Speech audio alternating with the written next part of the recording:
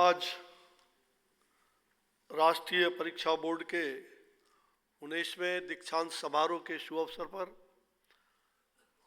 आप सभी को बहुत बहुत धन्यवाद। मंच पर विराजमान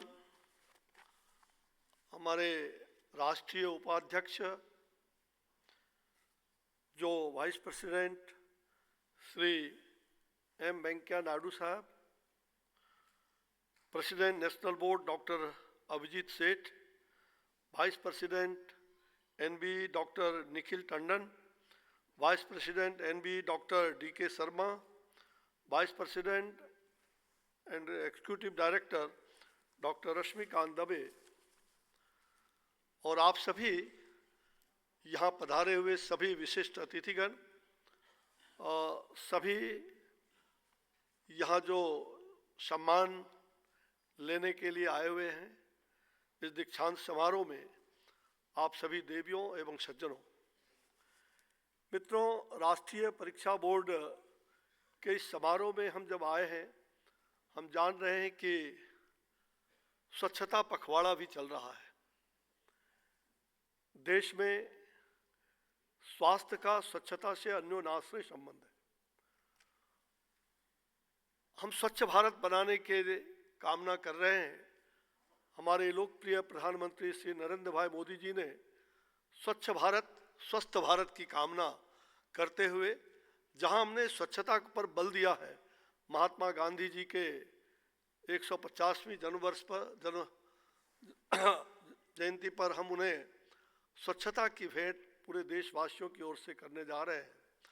आज हम स्वच्छता को हमने चुना है और हम ये संकल्प लेते हैं कि हम स्वच्छता को जन जन तक, गांव, समाज, हर जगह हम स्वच्छता को पुनर्स्थापित करते हुए स्वस्थ भारत के निर्माण में हम कामयाब होंगे।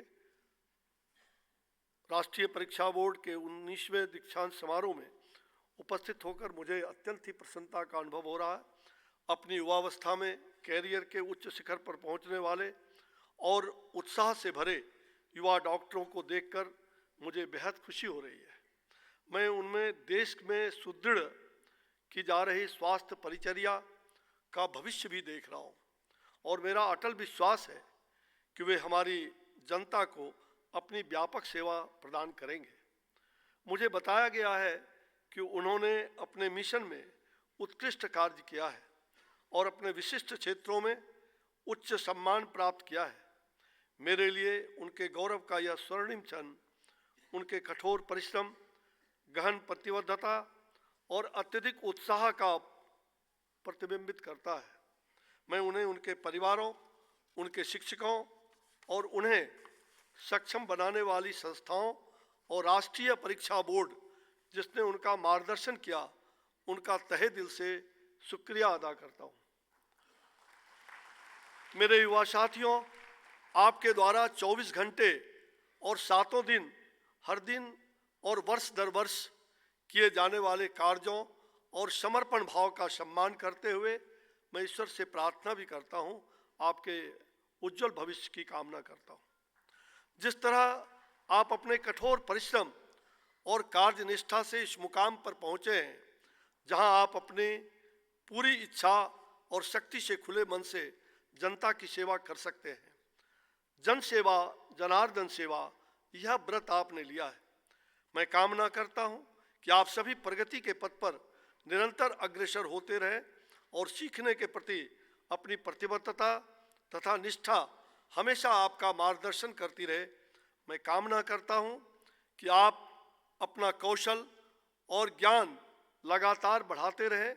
साथ ही आप चिकित्सा जगत के संस्थापकों द्वारा स्थापित आदर्शों पर खरा उतरें और लोगों की सच्चे मन से सेवा करें और उनमें भरोसा, विश्वास और आशा का संचार करें ताकि आप मौत और रोग दोनों को चुनौती दे सकें।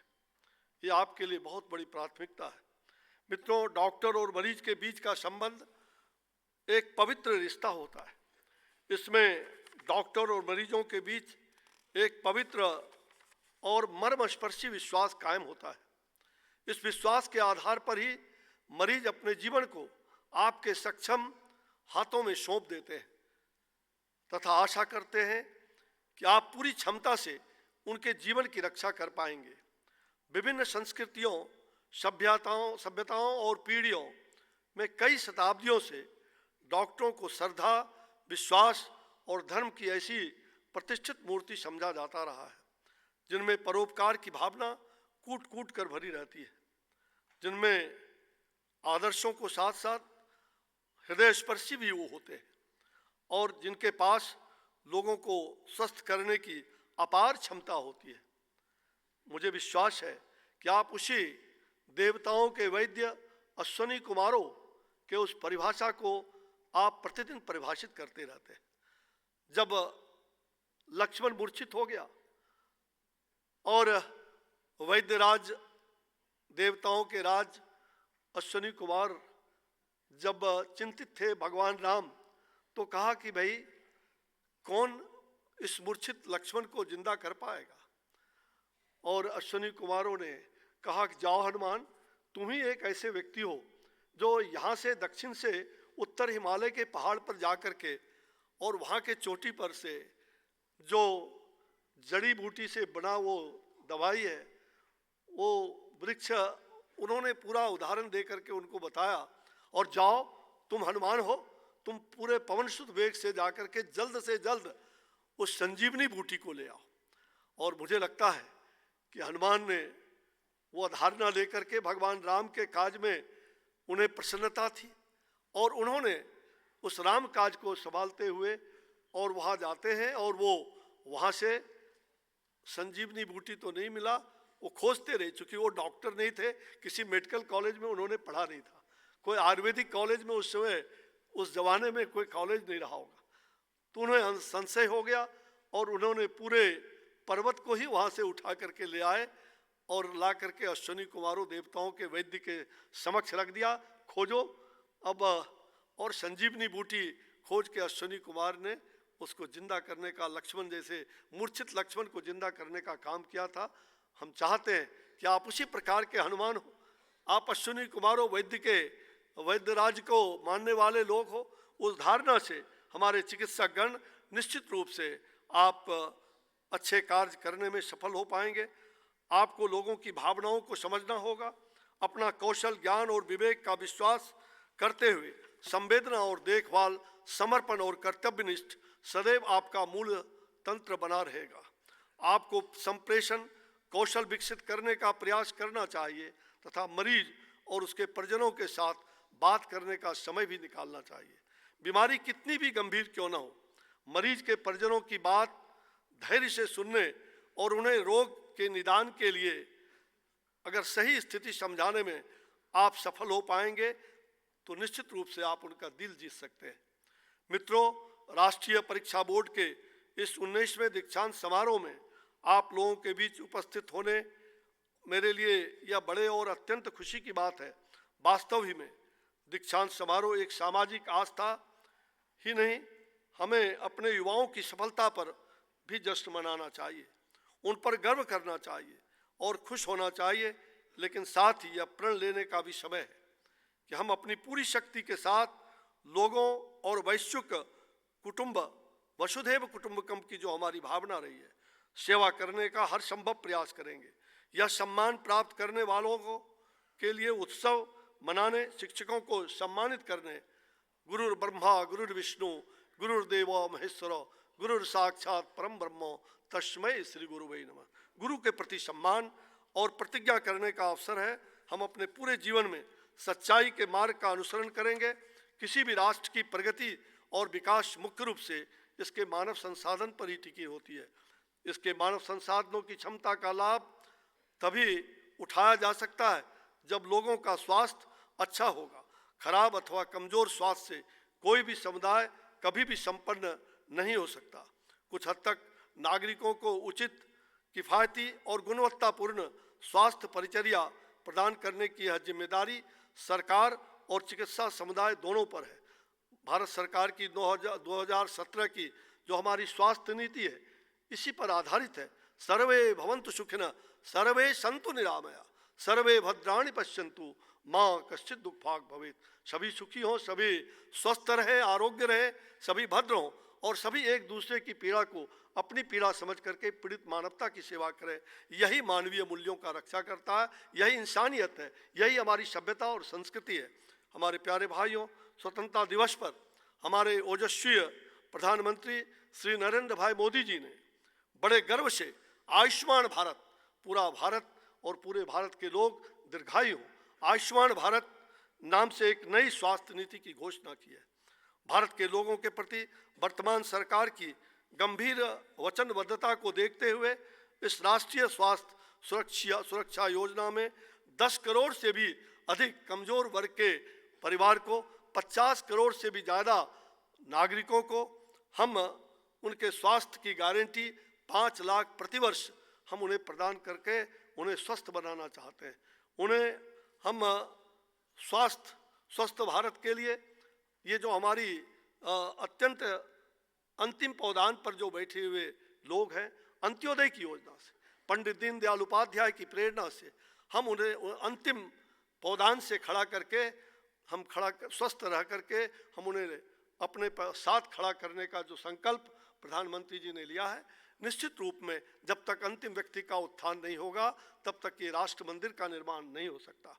और इसीलिए प्रधानमंत्री जी ने जहां वह बेड़ा उठाया, वहीं देश के लगभग 1.5 लाख स्वास्थ्य उपकेंद्र हैं जो बीमारू हालत में अधिकांश चल रहे थे। हमने संकल्प लिया है कि अगले 5 साल में आयुष्मान भारत का जो वो लक्ष्य है कि हम उस इलनेस सेंटर को वेलनेस सेंटर में बदलेंगे और वेलनेस सेंटर बनने की तैयारी इस वर्ष 15,000 वेलनेस सेंटर हम खड़ा करने वाले हैं। सितंबर 2018 के 23 सितंबर को पंडित दीनदयाल जी की जयंती के पूर्व संध्या में 23 सितंबर को प्रधानमंत्री जी द्वारा अपने झारखंड से इस योजना का शुभारंभ आयुष्मान भारत के प्रधानमंत्री जन आरोग्य योजना प्रधानमंत्री जय, यह कार्यक्रम वहाँ से शुभारंभ हो रहा है, लोकार्पित हो रहा है।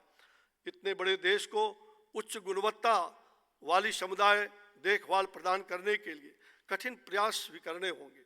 यदि रोगी चिकित्सक के बीच के आदर्श अनुपात को प्राप्त करना है तो हमें अनुकूलतम तरीके से अपनी क्षमता को बढ़ाकर पर्याप्त संख्या में स्वास्थ्य देखभाल सेवा प्रदाता मुहैया कराने पर भी बल प्रदान करना होगा। इस उद्देश्य को प्राप्त करने के लिए हमें अस्पतालों, चिकित्सा संस्थानों और शिक्षकों की आवश्यकता होगी ताकि स्वास्थ्य देखभाल प्रदान करने में लगे मानव संसाधन को प्रशिक्षित किया जा सके और इसकी संख्या में भी बढ़ोतरी की जा सके। सरकार ने इस मोर्चे पर अनेक कदम उठाए हैं। हमने देश में मेडिकल कॉलेजों की संख्या बढ़ाने पिछले 2015 से लेकर के अभी तक 58 मेडिकल कॉलेज हमने सरकारी मेडिकल कॉलेज नए खोलने का निर्णय किया है। प्रतिवर्ष 59-56 हज़ार जहाँ MBBS चिकित्सक हम तैयार करते हैं, वहीं 34,000 हमने PG के ऐसे छात्रों को भी हम तैयार करने में लगे हुए हैं। हमारी ये धारणा है कि आने वाले 2022 तक निश्चित रूप से शिक्षक छात्र का अनुपात भी हमारा बहुत अच्छा रहेगा और हम डॉक्टर गांव-गांव में अच्छे डॉक्टरों की टीम भेज पाएंगे। इसी उद्देश्य से आप सभी यहाँ जो मेडिकल कॉलेजों के रूप में साथ साथ जो अपग्रेडेशन का है मेडिकल कॉलेज का 77 मेडिकल कॉलेज देश भर में अपग्रेड करने का हमने निर्णय लिया है सुपर स्पेशलिटी हॉस्पिटल के रूप में, और वह काम भी बड़े योग्य तरीके से चल रहे हैं। 25 सुपर स्पेशलिटी मेडिकल कॉलेज बन करके तैयार खड़ी है। तो यह अपने दिशा में सरकार की एक बहुत ही एक अच्छा कदम है। हम राष्ट्रीय परीक्षा बोर्ड इस सपने को पूरा करने में बहुत ही कामयाब हो रही है। उनका सकारात्मक और सक्रिय भूमिका निश्चित रूप से हम उसे साधुवाद देते हैं। उन्होंने देश के कई राज्यों में जिला अस्पतालों और स्नातकोत्तर शिक्षण और प्रशिक्षण संस्थानों में बदलने की पहल का जो नेतृत्व किया है, और मैं इस अवसर पर उन्हें बहुत सारी बधाइयाँ देता हूँ और उनसे अनुरोध करता हूँ कि वो इस अच्छे कार्य को जारी रखें और आगे बढ़ाएं। इस पहल के कई फायदे हैं। इससे जिला अस्पतालों में रोगी देखभाल की गुणवत्ता में सुधार हुआ है, जिससे ग्रामीण और अर्ध शहरी आबादी को विशेषज्ञ और उपविशेषज्ञ स्वास्थ्य देखभाल तक अधिक पहुंच मिलती है। साथ ही इसमें लोगों के लिए बड़ी संस्था में विशेषज्ञ डॉक्टरों की भी उपलब्धता करा के देश को लाभान्वित किया है। मैं निश्चित रूप से मानता हूं कि जिला अस्पताल डीएनबी कार्यक्रम के इस उद्यम को विशेष रूप से भौगोलिक क्षेत्रों में अधिक मजबूत करने की आवश्यकता प्रदान करेगी, जहां स्वास्थ्य सेवा सुविधाओं की कमी नहीं खलेगी। मैं चाहता हूं कि राष्ट्रीय परीक्षा बोर्ड नेतृत्व तंत्र तैयार करे, जिससे बड़ी संख्या में जिला अस्पताल इस योजना में शामिल हो सके। मुझे यह जानकर बहुत खुशी हो रही है कि राष्ट्रीय परीक्षा बोर्ड वर्तमान में सरकारी और गैर सरकारी चिकित्सा संस्थानों के साथ साझेदारी करके 8000 से अधिक चिकित्सा स्नातकों और स्नातकोत्तरों के लिए शिक्षण और प्रशिक्षण स्थल प्रदान कर रहा है। ऐसा करके विशेषज्ञ और उप विशेषज्ञ डॉक्टरों का आपने जो एक बहुत ही बहुमूल्य राष्ट्रीय संसाधन तैयार करके आप सरकार को और आम जनमानस को प्रदान कर रहे हैं। मैं ऐसे कार्यक्रमों की बेहद सराहना करता हूं, जो इन कार्यक्रमों को सफल बनाने के लिए राष्ट्रीय परीक्षा बोर्ड में दिन प्रतिदिन कार्य कर हो रहे हैं। मैं इन कार्यक्रमों में प्रवेश के लिए या कार्यक्रम के समापन के लिए पारदर्शी और सुदृढ़ परीक्षा प्रणाली के माध्यम से सत्यनिष्ठा के उच्चतम मानक निर्धारित करने और इसे बनाए रखने में उनके नेतृत्व की भी सराहना करता हूं। मैं एक बार फिर से आप सभी को बधाई देता हूं और प्रार्थना करता हूं कि आप सभी देश के लोगों के बेहतरीन तरीके से सेवा करने में सक्षम हो सकें। भगवान आपके इस अच्छे कार्य को, कल्याणकारी कार्य को चुने, ये हमारी शुभकामना है। और अंत में फिर वही, न त्वं कामे राज्यम न स्वर्गं न पुनर्भवम कामे दुक्तप्तानां प्राणी नामार्ति नाशनम। यह जो हमारा संकल्प है, प्रभु मुझे इसी कामना से, ना तो मुझे मोक्ष की कामना, ना तो हमें मुक्ति की कामना, ना ही हमें स्वर्ग की कामना, हमें एक ही कामना है कि दुख से पीड़ित इस पृथ्वी पर, इस धरा पर ऐसे लोगों का हम कैसे उनका कष्ट से निवारण कर सकें। यही आपका आज संकल्प है। आइए हम सब मिलकर के इसी संकल्प को आगे बढ़ाएं। जय आयुर्विज्ञान, जय चिकित्सक समुदाय, जय मानवता। आप सबको बहुत बहुत धन्यवाद। जय हिंद, जय भारत, वंदे मातरम, नमस्कार।